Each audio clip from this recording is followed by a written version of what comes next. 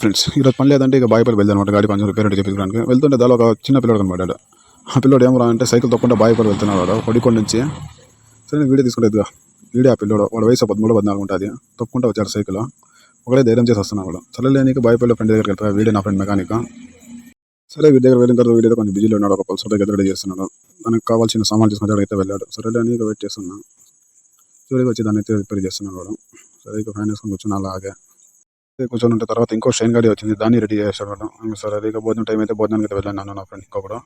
సరే భోజనం చేసుకుని వచ్చే వరకు నా గాడిని అయితే స్టార్ట్ చేశాడు వర్క్ చేయడము. బ్రేక్ అయితే కొంచెం లూజ్ అయిపోయింది. దాన్ని టచ్ చేయరని చెప్పా. సరే ఇక వర్క్ అయితే స్టార్ట్ చేశాడు.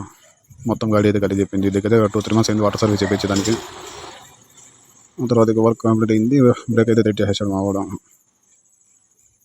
ఒకసారి చెక్ చేయరా అన్నాను. ఆ తర్వాత చెక్ చేసా వెళ్ళి నేనైతే బ్రేక్.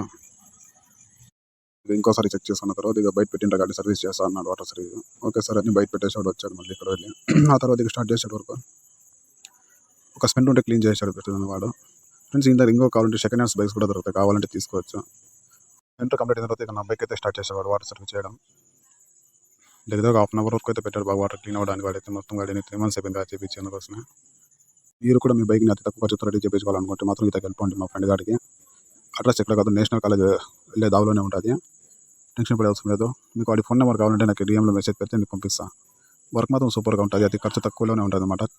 మీరే మొత్తం ఆలోచించాల్సిన అవసరం అయితే ఉండదు. మీకు సెకండ్ హ్యాండ్స్ బైక్స్ కావాలన్నా కూడా దొరుకుతాయి. ఓకే ఫ్రెండ్స్, ఈరోజు ఈ వీడియో నెక్స్ట్ వీడియో తీసుకుందాం. Okay bye.